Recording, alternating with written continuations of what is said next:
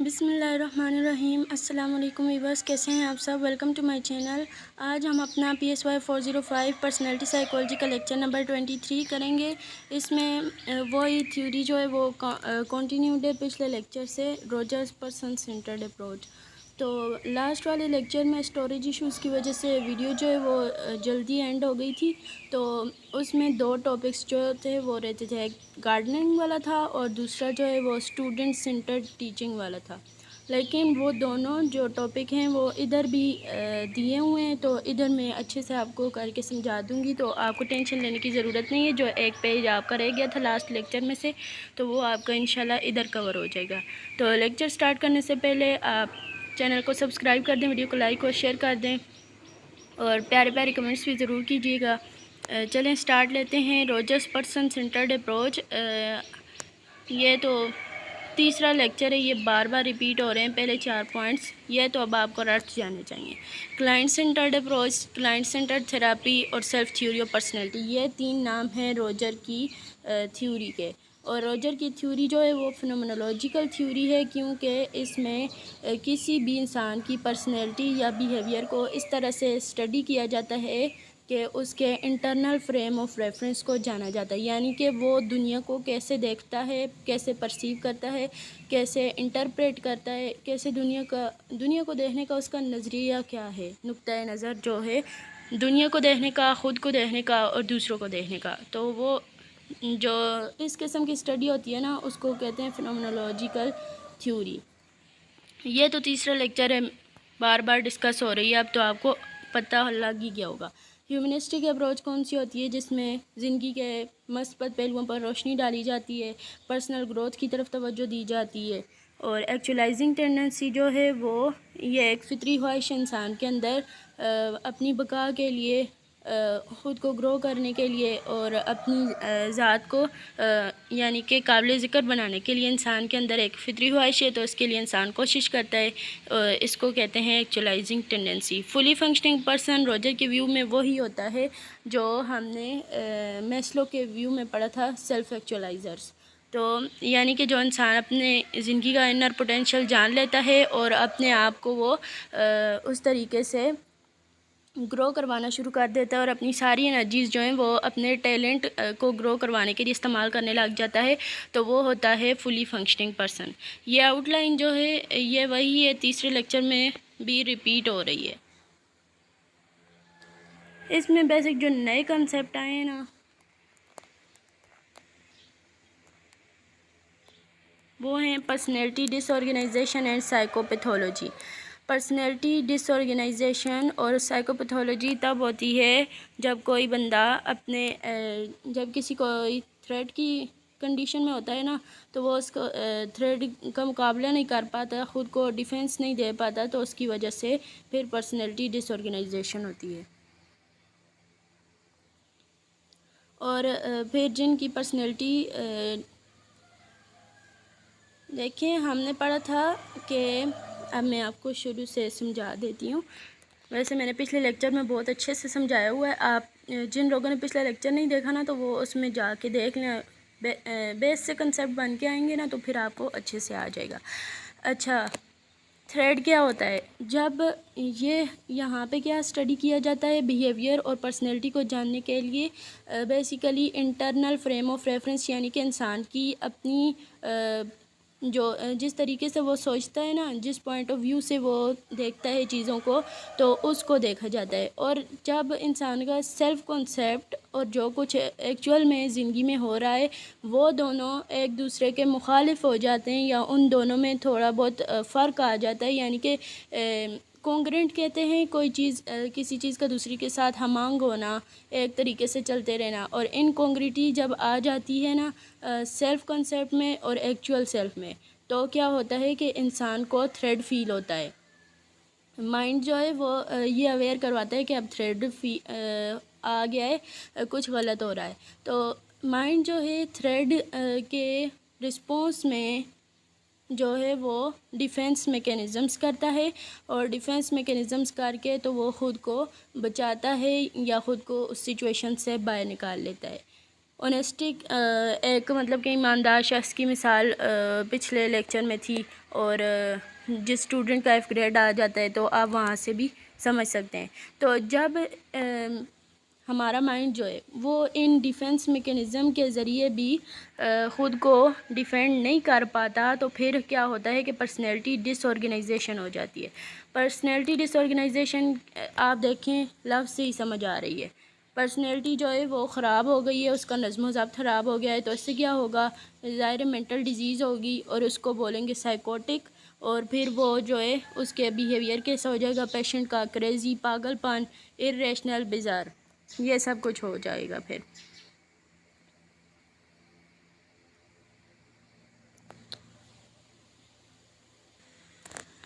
تو روجرز جو ہیں، کارل روجرز، انہوں نے پرسن سینٹرڈ تھراپی، ان کی تھراپی کا نام ہے، انہوں نے یہ جو ہے وہ بنائی تاکہ جن لوگوں کی پرسنالٹی ڈس آرگنائزیشن ہو گئی ہے اس کو دوبارہ سے ری اسٹیبلش کیا جائے، یعنی کہ جن کے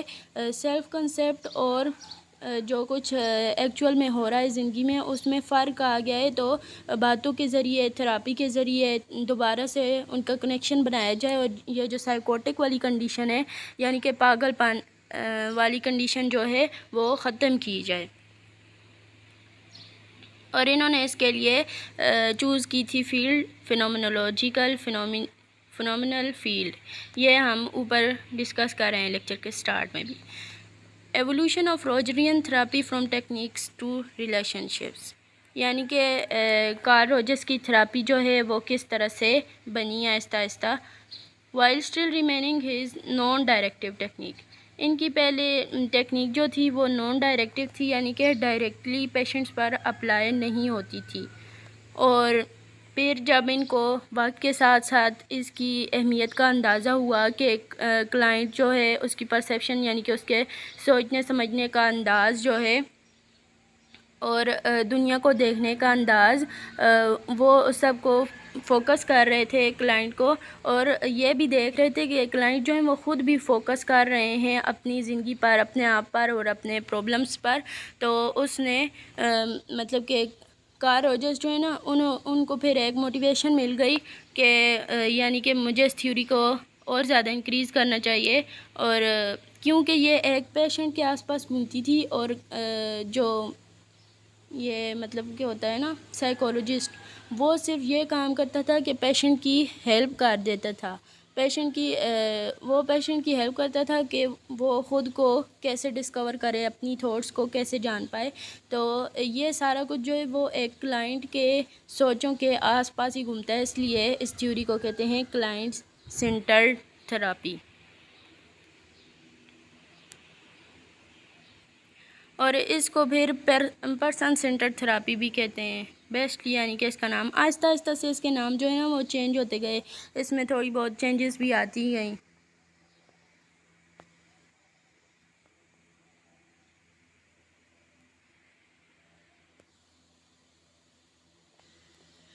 روجرز کے آئیڈیاز جو ہیں وہ بھی پریکٹس سے بنے، یعنی کہ فروئڈ اور کیلی کی طرح، یعنی کہ باقی سائنٹسٹ بھی جیسے کلینیکل پریکٹس کیا کرتے تھے اور ساتھ ساتھ کلائنٹ کا رسپانس بھی دیکھتے تھے، تو اس طرح سے آہستہ آہستہ وہ اپنی تھیوریز بناتے گئے، یعنی کہ پیشنٹ کی زیادہ سے زیادہ ہیلپ کیسے کی جا سکتی ہے، تو ان کی تھیوری جو ہے وہ بھی کلینیکل پریکٹس سے ہی بنی۔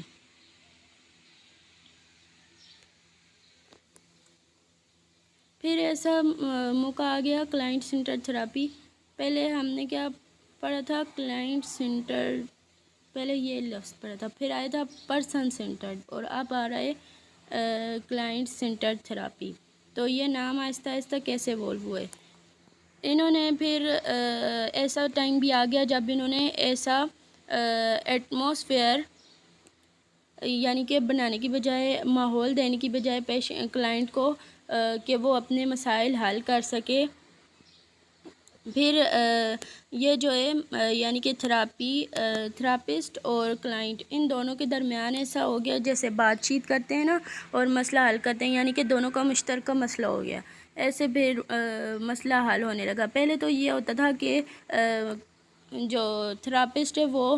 ماحول پرووائڈ کر دیتا تھا اور کلائنٹ جو ہے وہ خود ہی سوچ کے اپنے پرابلم کا سلوشن جو ہے وہ ڈھونڈ لیتا تھا۔ یہاں پہ پھر تھراپسٹ نے ایکٹیولی یعنی کہ بالکل صحیح طریقے سے ساتھ میں انوالو ہو کے یعنی کہ بات چیت کر کے اور کلائنٹ کا جو انٹرنل فریم آف ریفرنس ہے اس کی سوچ کا انداز جو ہے وہ جاننا شروع کر دیا، اور یہاں پہ اس کو پھر کہتے تھے ایکسپیرینشیل فیز۔ ایکسپیرینشیل فیز ویسے ہم نے پیچھے بھی پڑھا ہے اس کے فیزز میں، تو آپ اس کو اس سے لنک کر لیں تو آپ کو اچھے سے آ جائے گا۔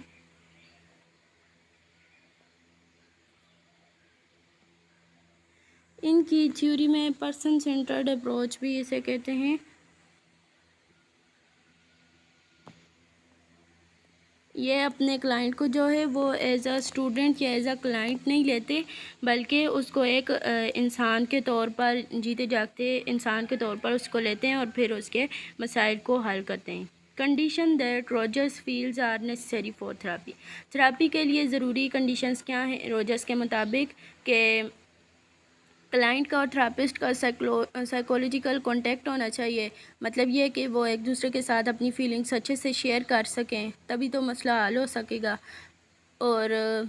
کلائنٹ جو ہے اس کو ایگزائٹی ضرور ہونی چاہیے، مطلب کہ اس کو کوئی مسئلہ ضرور ہونا چاہیے۔ انکانگرنسی یعنی کہ اس کا جو سیلف کنسیپٹ اور ایکچوئل سیلف ہے نا، تو اس میں جو ہے وہ کچھ نہ کچھ خرابی ضرور ہونی چاہیے۔ ظاہر خرابی نہیں ہوگی تو کوئی کلائنٹ کیسے بنے گا؟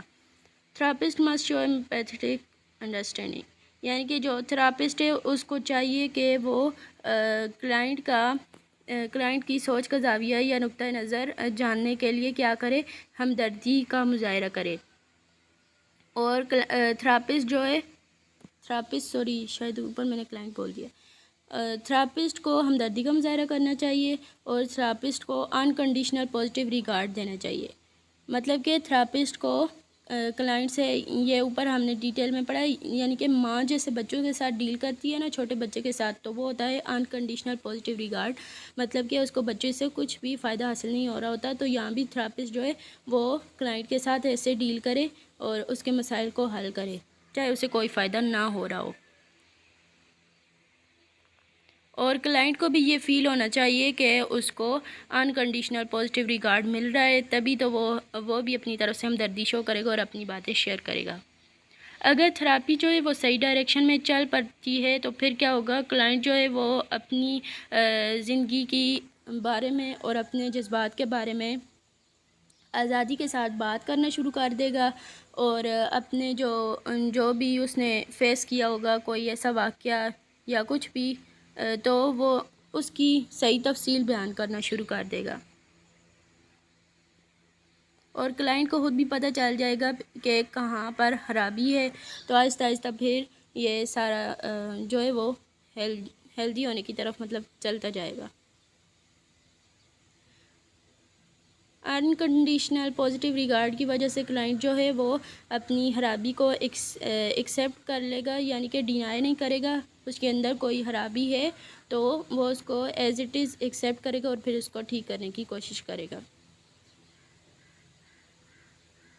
یعنی کہ سارا کچھ اپنے بارے میں جان جائے گا اور ڈیفینس میکینزم جو ہے وہ اپنا چھوڑ دے گا۔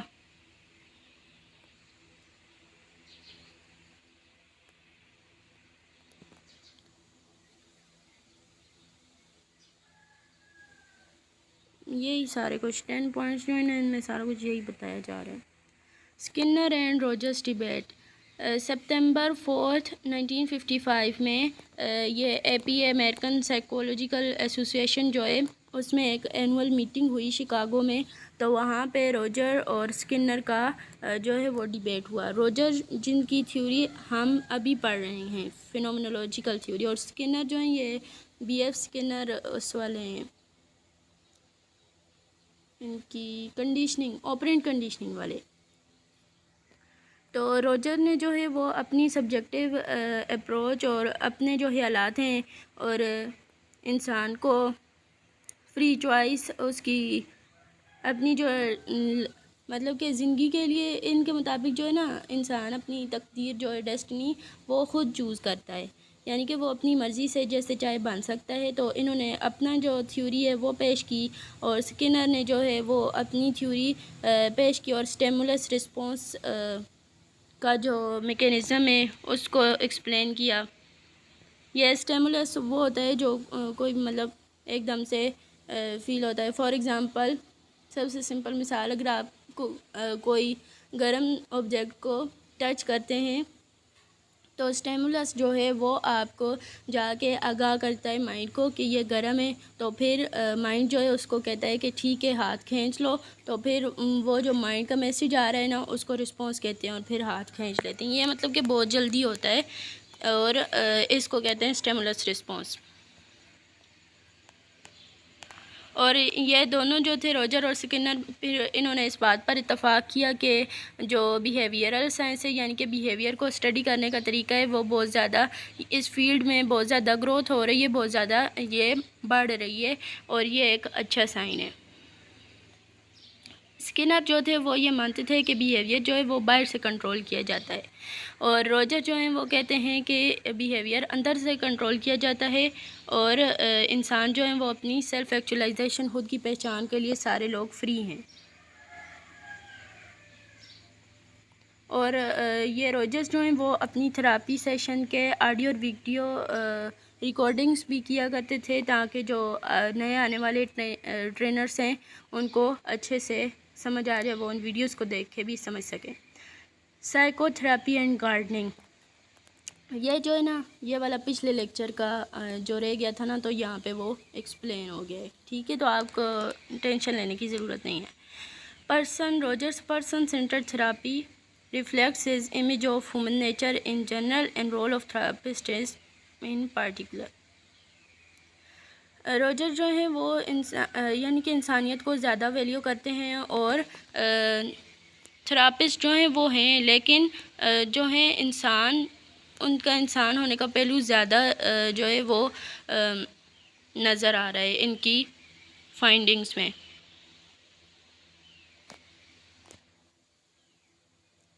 انہوں نے پرسن سینٹر تھراپی اور گارڈننگ کا ایک کنسیپٹ دیا تھا۔ یہ ان کا خود کا جو بیک گراؤنڈ ہے وہ ایگریکلچر سے بیلونگ کرتا تھا، یعنی کہ زراعت وغیرہ سے، تو یہ انسانوں کو بھی اور انہوں نے پھر 1973 AP امریکن سائیکولوجیکل ایسوسی ایشن میں اسپیچ کی تھی، اور اس میں انہوں نے یہ گارڈننگ والے کنسیپٹ کے بارے میں بتایا تھا، اور ان کو ملا تھا پروفیشنل کنٹریبیوشن ایوارڈ۔ اچھا، تو گارڈننگ کے بارے میں یہ کہتے ہیں، یہ اپنا ایکسپیرینس بیان کر رہے ہیں بیسیکلی کہ انہوں نے کیسے ایک باغ لگایا۔ یہ کہتے ہیں کہ میں صبح صبح جاتا تھا اور پھولوں کو پانی دیتا تھا، اور بھی چھوٹی کونپلیں جو ہوتی تھیں ان کو پانی دیتا تھا، اور جو جڑی بوٹیاں ہوتی تھیں ان کو نکال دیتا تھا، اور جو کیڑے مکوڑے ہوتے ہیں فصلوں کو تباہ کرنے والے تو ان پر سپرے کیا کرتا تھا، اور یہ فرٹیلائزر کھادیں وغیرہ ڈالتا تھا۔ اور آئی فیل چیٹڈ،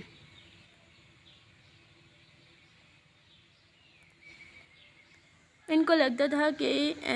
ان کے ساتھ چیٹنگ ہو رہی ہے، مطلب کہ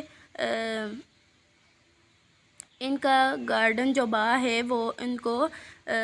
وہی سیم سوال دے رہا ہے جو کہ یہ اپنی پروفیشنل لائف میں دیکھ رہے ہیں، یعنی کہ یہ گروتھ کو اسٹڈی کر رہے تھے کہ کیسے پودے وغیرہ گرو کر رہے ہیں، تو وہ جو کچھ لے رہے ہیں وہی لے کے گرو کرتے ہیں نا، مطلب ان کے اندر خود سے تو کہیں سے پاور نہیں آتی۔ بٹ ان مائی گارڈن، یہ پھر اپنے پیشنٹس کے بارے میں آگے بات کر رہے ہیں کہ میرے گارڈن میں، یہ اپنے پیشنٹس کو بھی گارڈن کے طور پر لیتے ہیں، مطلب ان کی بھی اس طرح ہی دیکھ بھال کیا کرتے تھے جیسے گارڈن کی کرتے تھے۔ تو یہ کہتے ہیں کہ جو میرے پیشنٹس ہیں ان کو فرسٹریشنز وہ سبھی آ جاتا ہے بہت جلدی، اور وہ جو ہیں وہ بہت جلدی ریزلٹس بھی مانگتے ہیں، اور جب پیشنٹ جو ہے وہ ذہین ہوتا ہے یا بات کو سمجھنے والا ہوتا ہے، تو جب اسے اچھی کنڈیشنز دی جاتی ہیں تو وہ بہت اچھے طریقے سے گرو کرتا ہے، اور اس کے ریزلٹس بھی بہت اچھے آتے ہیں۔ اور یہ کہتے ہیں کہ میں بالکل اسی ٹائپ کی سیٹسفیکشن، امن اور سکون محسوس کرتا ہوں جب کوئی بندہ جو ہے وہ ٹھیک ہو کے جاتا ہے میرے پاس سے، تو میں بہت سکون محسوس کرتا ہوں، ایسے ہی جیسے پودوں کو یعنی کہ گرو کروا کے اور ان کو پھر جب وہ پورے اپنے ٹاپ پہ پہنچ جاتے ہیں نا، تو پھر انسان کو خوشی ہوتی ہے، جس نے گارڈننگ کی ہو اس کو پتہ ہوتا ہے۔ تو اس طرح سے ان کو بھی اپنے کلائنٹ سے خوشی ملتی ہے۔ اسٹوڈنٹ سینٹر ٹیچنگ، اس میں ٹیچنگ کنسیپٹ کے بارے میں نے بتایا ہوا ہے کہ جو ان کے دور کا روجرس کا کہہ رہے ہیں کہ ایجوکیشن سسٹم تھا، امریکن ایجوکیشن سسٹم، وہ جو ہے وہ بہت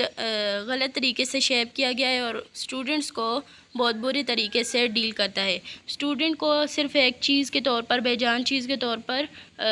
دیکھا جاتا ہے، اور ٹیچر جو ہے وہ اتھارٹی فگر ہوتا ہے، یعنی کہ ٹیچر کے پاس سارے اختیارات ہوتے ہیں، اور اسٹوڈنٹ جو ہے اس کو صرف ایک بے جان چیز سمجھا جاتا ہے۔ اور اسٹوڈنٹ کو بہت زیادہ ہائیلی اسٹرکچرڈ یعنی کہ بہت زیادہ اسٹرکٹ انوائرمنٹ میں رکھا جاتا ہے، اور سارے اسٹوڈنٹ پر یہ بات لاگو کی جاتی ہے کہ وہ سیکھیں گے بھی اور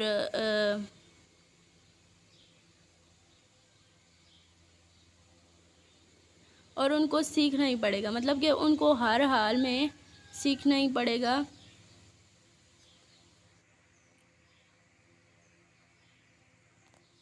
اور یہ کہتے ہیں کہ اسٹوڈنٹ جو ہیں وہ سیکھنا تبھی چاہتے ہیں جب ان کو نان تھریٹننگ انوائرمنٹ دیا جائے اور انکنڈیشنل پازیٹیو ریگارڈ دیا جائے، یعنی کہ محبت سے سکھایا جائے۔ لیکن جو مطلب وہاں پہ سسٹم تھا وہ ایسی تھا کہ مار پیٹ کے اور اس طریقے سے سکھایا جاتا تھا۔ یہ کہتے ہیں کہ لرننگ جو ہے وہ تب بھی زیادہ ہو سکتی ہے جب کہ اس میں اسٹوڈنٹس کی اپنی انوالومنٹ ہو، یعنی کہ ان کے مطابق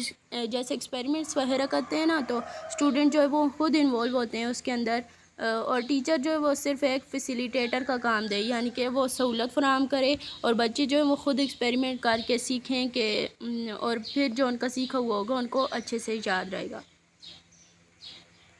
اور جو اسٹوڈنٹس ہیں ان کو بہت زیادہ یعنی کہ جو خرابیاں تھیں نا ان کے ایجوکیشن سسٹم کی، اسٹوڈنٹ کو بہت زیادہ انفارمیشن دی جاتی تھی اور اس کی جو پارٹیسپیشن تھی، یعنی کہ اس کو اس بھی انوائرمنٹ کا حصہ نہیں بنایا جاتا تھا، بلکہ یوں ہی جیسے ہمیں دی جاتی ہے نا 10 کلاس تک، پھر بعد میں بھی ایسے ہی ہوتا ہے، بہت زیادہ انفارمیشن دی جاتی ہے اور ایکٹیو پارٹیسپیشن کوئی نہیں ہوتی، ایکسپیریمنٹس کوئی ہوتے ہیں سیکنڈ ایئر میں، تو وہ 1-2 ایکسپیریمنٹس ہوتے ہیں اور بس بات ختم ہو جاتی ہے۔ تو یہاں پہ پھر سمری دی گئی ہے،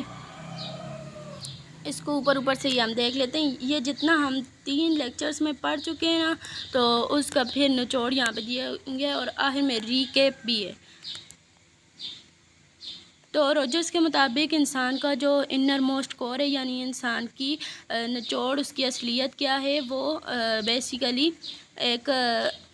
مقصدیت رکھتی ہے اور قابل اعتبار ہے اور بہت اچھی ہے،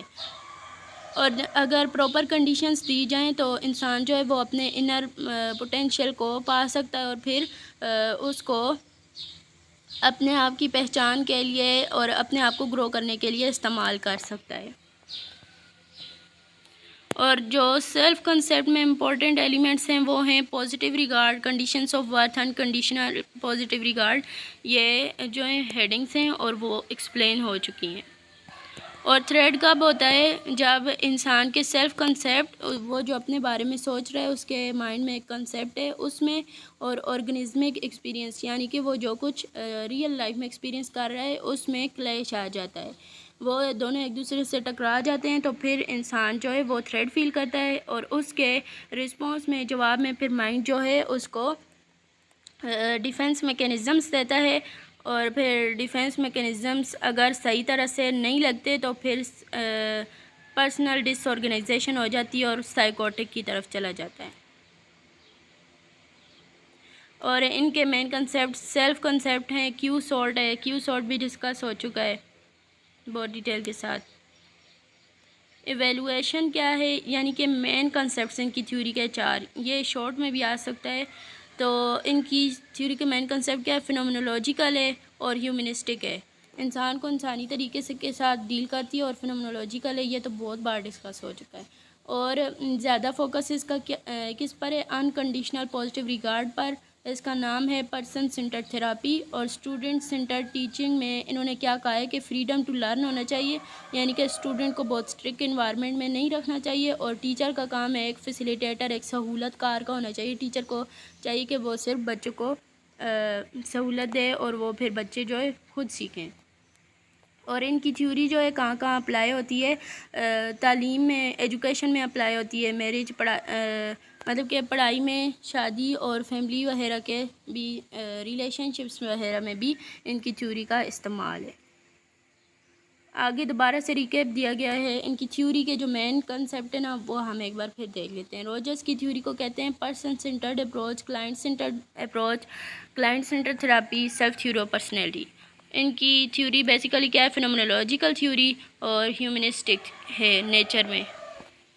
اور ایکچولائزنگ ٹینڈنسی جو ہے یہ ہم بہت بار پڑھ چکے ہیں، fully functioning person and Rogers view of good life.